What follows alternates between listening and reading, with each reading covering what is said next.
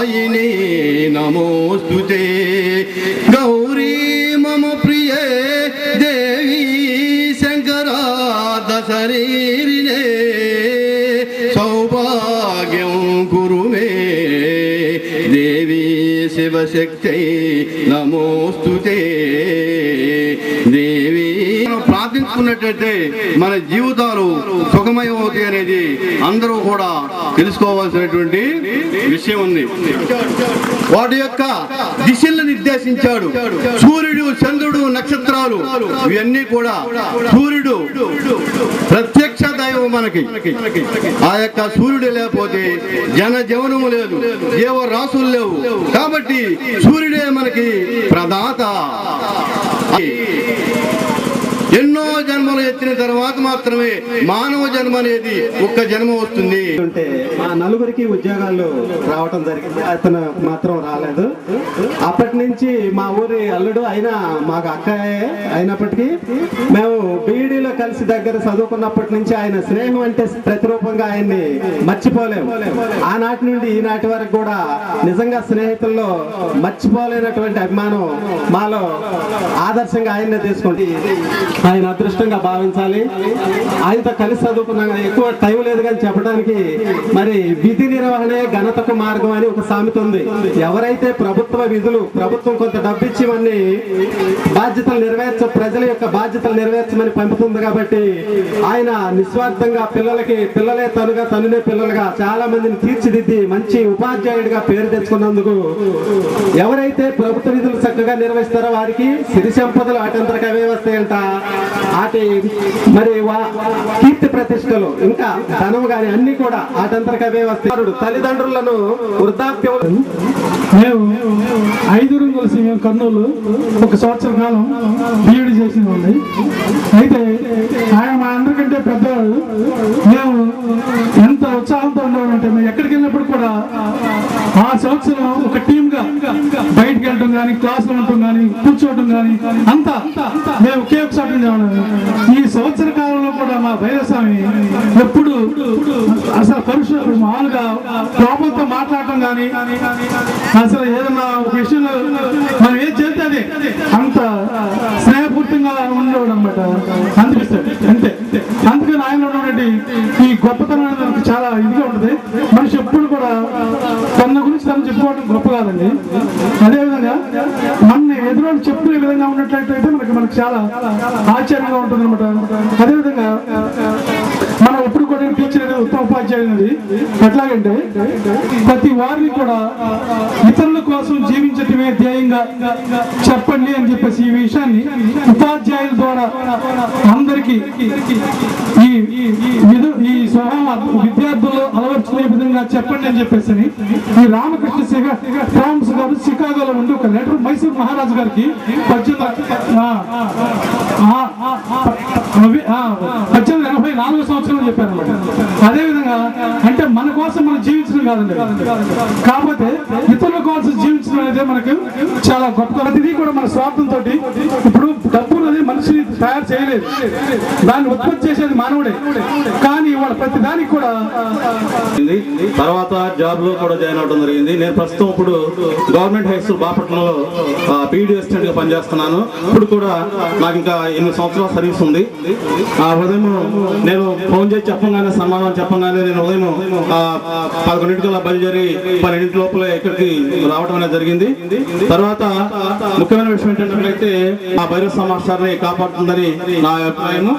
అయితే మాస్టర్ కూడా ఇక్కడ మంచి పేరు ఉన్నట్టు నాకు నేను గమనించాను. ఎందువల్లనట్లయితే ఇంత టైం అయినప్పటికీ ఇక్కడ ఈ సన్మాన సభకు చాలా మంది హాజరయ్యారు. కాబట్టి మాస్టర్ యొక్క మంచితనం వల్ల ఇదంతా జరుగుతుందని నా యొక్క అభిప్రాయము. దీంతో ఇంతతో నేను ముగిస్తున్నాను.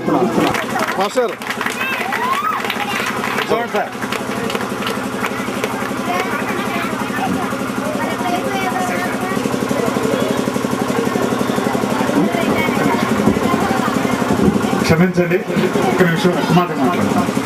మీరందరూ భైరస్వామి గొప్ప, భైరస్వామి మంచోడు, భైరస్వామి మంచోడు. నేను మంచోడు అన్నాను.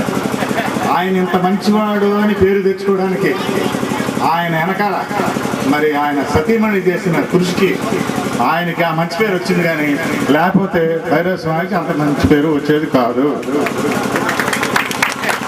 మరి పొద్దున్నే స్కూల్కి వెళ్ళే వాళ్ళకి భోజనం రెడీ చేసి, మధ్యాహ్నం స్కూల్ నుంచి వచ్చే వాళ్ళకి భోజనం రెడీ చేసి, సాయంత్రం ఆయన స్కూల్ నుంచి వచ్చేసరికి వేడి నీళ్ళు రెడీ చేసి అన్ని చేసి పెట్టి ఆయన ఇంత మంచి పేరు తెచ్చుకోవడానికి ఇంట్లో ఆయన సహకరించినందుకు మనందరం ఆవిడకి ధన్యవాదాలు తెలియజేయాలి. నేను మనస్ఫూర్తిగా ఆవిడకి ధన్యవాదాలు, నా ఆశీర్వచనాలు తెలియజేస్తున్నాను. మహారాజులు కూడా విజయం వెనకాల ఒక ఆడమనిషి ఉందంటారు. అట్లాగే ఇవాళ మీ అందరితో పొగడ్తలు పొందటానికి సహకరించిన ఆ అమ్మాయిని మరి నేను అభినందిస్తున్నాను. మనందరం ఆశీర్వదించాలి. భగవంతుడు వాళ్ళిద్దరికి మంచి ఆరోగ్య ఐశ్వర్యాలు. నేను నా కళ్ళతో చూశానండి. నేను మరి భైరవ స్వామి నాకంటే చాలా చిన్నవాడు, భైరవ స్వామి నన్ను నిద్రపోకుండా మరి ఆహారం తినదో లేదో నేను చెప్పలేను, నాకు తెలియదు. ఎందుకంటే ఒకరోజు నేను వచ్చి చూసినప్పటికీ మొహం వాలిపోయిందనమాట. మరి ఎంతో కష్టపడి ఆ భర్తని బతికించుకున్నాను. చిన్న విషయం అండి, నేను వీళ్ళ రిటైర్మెంట్ రోజు డివో ఆఫీస్ వీళ్ళ పెన్షన్ విషయాలన్నీ నేనే చూశాను. అన్ని ఏజీకి వెళ్ళిపోయినాయి. ఒక వారం 10 రోజుల్లో అవన్నీ వస్తాయని ఆశిస్తున్నాను. వీళ్ళు చాలా అదృష్టవంతులు.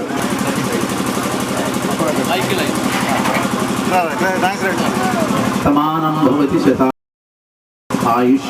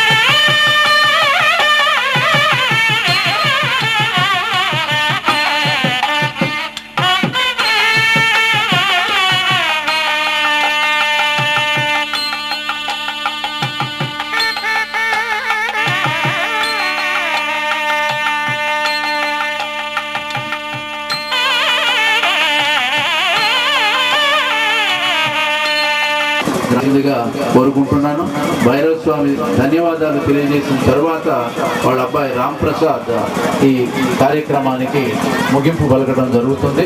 వందన సమర్పణతో తన తల్లిదండ్రుల తరఫున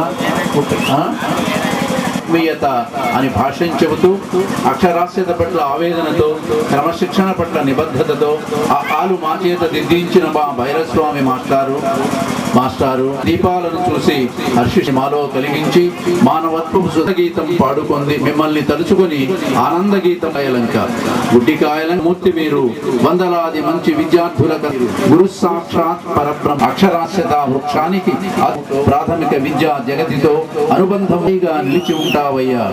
అక్షరాలతో పరిచయం లేని కర్షక కుటుంబంలో జన్మించి మట్టిలో మాణిక్యంలా ప్రకాశించి పట్టుదలతో పుట్టిన ఊరిని ఉపాధ్యాయ వృత్తిని స్వీకరించిన మన ఊరికెందరికో అక్షర జ్ఞానాన్ని ప్రసరించజేశావయ్యా. బొర్రావారి పాలెంలో బొర్రా సీతారామయ్య, వెంకట సుబ్బమ్మ గారులకు జన్మించిన వెంకట రమణమ్మను స్వీకరించి రాంప్రసాద్ మరియు శిరీషలకు జన్మనిచ్చి వారి ఉన్నత స్థితి కోసం కష్టించి సఫలీకృతుడవయ్యావయ్యా. ముష్కరుల చేతిలో మరణం అంచు వరకు వెళ్ళిన ఒకసారి, అనారోగ్య రూపంలో మృత్యువుడిలోకి వెళ్ళిన మరోసారి నీ మనోధైర్యం నీ అక్షర దివ్యల వెలుగుల వజ్రాయుధంగా మారి యమపాశాన్ని సైతం ఎదురించి మృత్యుంజయుడని చేశావయ్యా. చేశాయ్యా. తరాలు మారినా తరిగిపోదు తాజ్మహల్ అందం, మా అంతరాలలో చెరిగిపోదు మీ మంచితనం. ఊరికి ఉపకారిగా ఆలు నేర్పిన ఆది గురువుగా మీ నిండైన జీవితం హృదయోల్లాసంగా సాగిపోవాలని కాంక్షిస్తూ మా మంచి భైరవ స్వామి మాస్టారికి మీ పూర్వ విద్యార్థులు హృదయపూర్వకంగా సమర్పిస్తున్న ఆత్మీయ సత్కార అక్షరమాల ఇట్లు మీ పూర్వ విద్యార్థులు గుడ్డికాయలంక.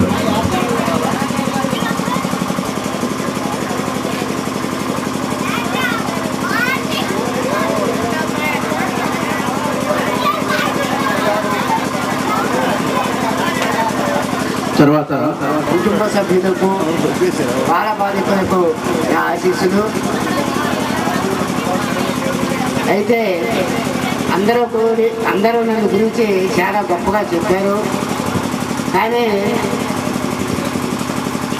ఫస్ట్ కుటుంబంలో నేను రైతు కుటుంబంలో జన్మించిన కీర్తి శేషులు వేరం పోతురాజు గారు వారి ఇంటి దగ్గర నేను పెరిగాను.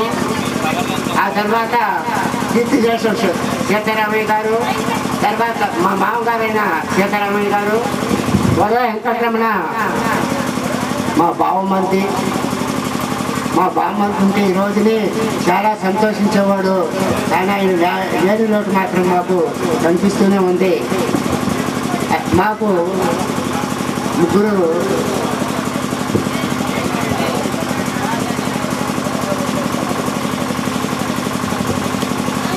బావమర్దులు కానీ వాళ్ళ భార్యలు కానీ వాళ్ళు కూడా అన్నయ్య అంటూ అసలు ఎంతో ఆప్యాయతగా పలకరిస్తూ ఉంటారన్నమాట.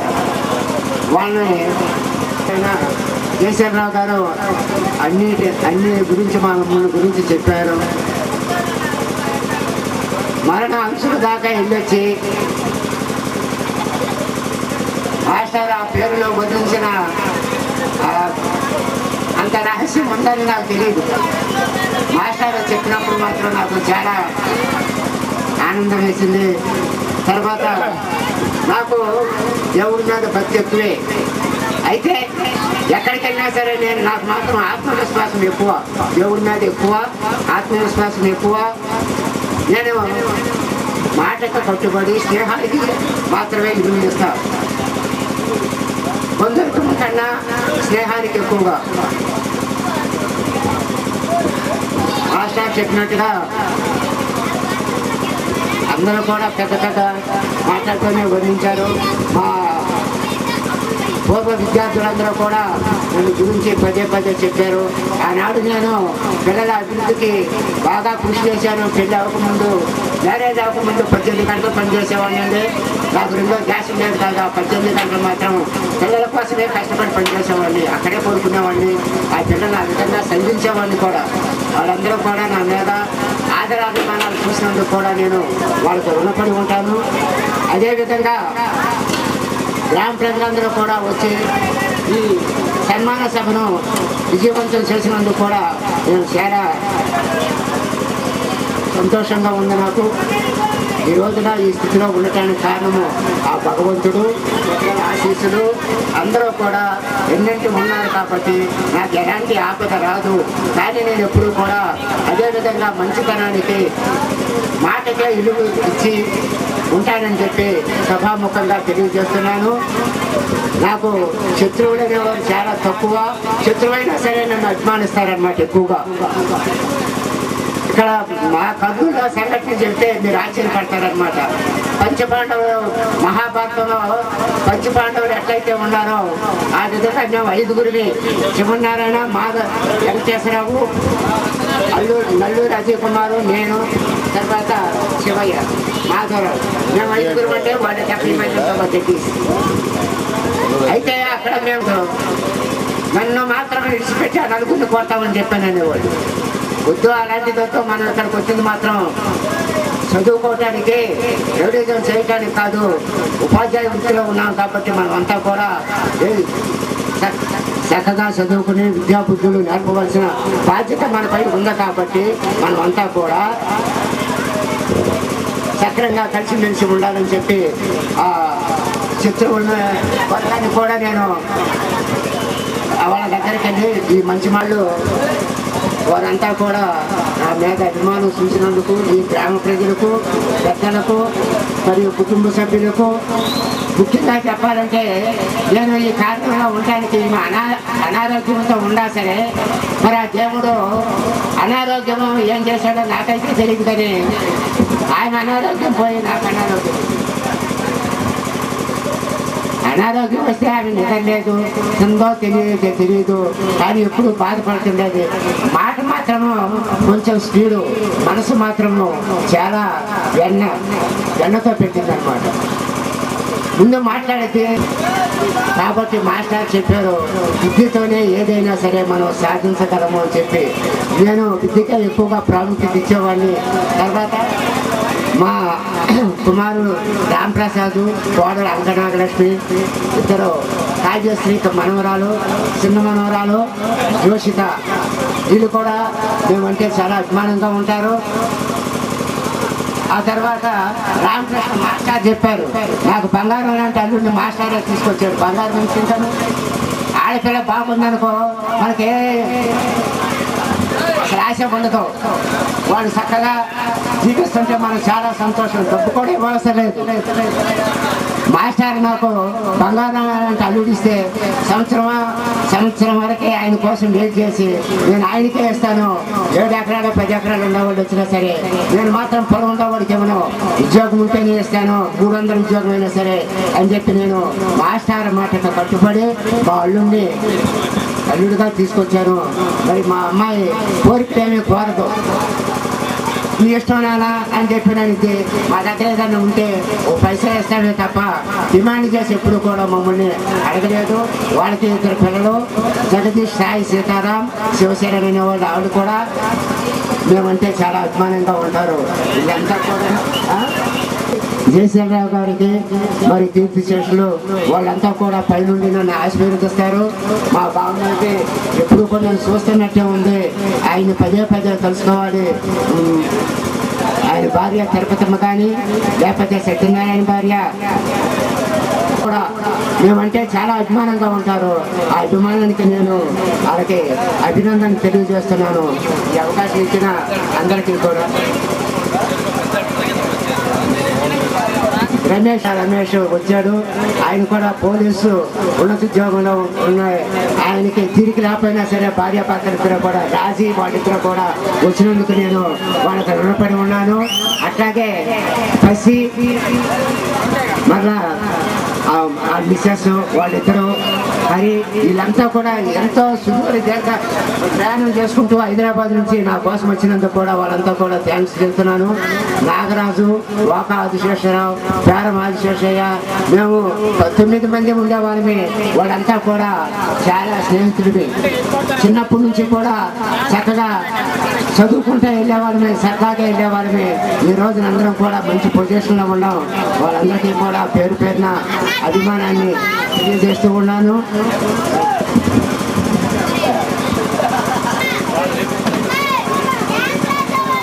చూడండి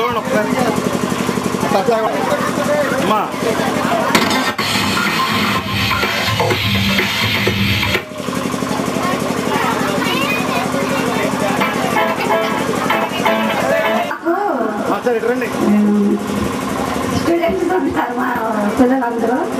అందరూ నన్ను పెద్దమ్మ పెద్దమ్మ పెద్దమ్మ అని. అమ్మ అంటే నాకు ఎంతో ఆనందంగా ఉండేది. కాకపోతే పిల్లలు అమ్మ అని అంటే నాకు అప్పటికి అమ్మ అమ్మ అంటే నాకు ఎంతమంది పిల్లలు అన్నట్టు ఫీల్ అయిపోయేదాన్ని. అయితే కొంతమంది పిల్లల్ని మాస్టర్ కొట్టేవాళ్ళు కదా, కొడుతుంటే నేనేం చేసేదాన్ని, అమ్మ అలా చేసేస్తున్నారు మళ్ళీ వచ్చి కొడతారేమో పిల్లలని ఇంకా చెప్పారు. అదొక రకమైన ప్రేమ నాకు పిల్లల మీద. ఆ ప్రేమతో మీరు మాస్టర్ వచ్చినా మిమ్మల్ని కొడతారబ్బాయి, మీరు ఎందుకు చదవలేదు, ఎలా ఎందుకు చేస్తున్నారని నేను కొట్టేసేదాన్ని.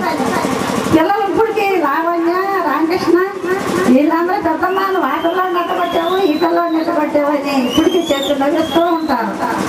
అందుకని పిల్లలు ఎప్పుడైనా నేను ఏదైనా అయినా ప్రేమతోనే కానీ వేరే ఉద్దేశంగా అనలేదు, కొట్టలేదు. మీ మీద ప్రేమ ఉంది. అమ్మ అన్నారు మీరు నా బిడ్డలంటే ఇప్పుడు మాకు 2 కుమారులు. చిన్నప్పటి నుంచి మా దగ్గర ధనంజయరావు పెరిగాడు. 6 సంవత్సరాలు వచ్చిన తర్వాత ప్రైవేట్లోకి చేరాడు. అప్పటి నుంచి ధనంజయరావు పెద్ద కొడుకు రామప్రసాద్, చిన్న కొడుకు ధనంజయరావు. మా మదలు ఎవరు వచ్చినా నీ చిన్న కొడుకు ఏడి అని అడిగేవాడు. అసలు రామప్రసాద్ అడిగేవాడు కాదు. మా 2 కొడుకుని దగ్గర పెట్టుకుని ధనంజయరావు పెట్టుకుంటే మా దగ్గర రావాలి. 2 కొడుకుని దగ్గర పెట్టుకుని కాలం కట్టేసేవాడు.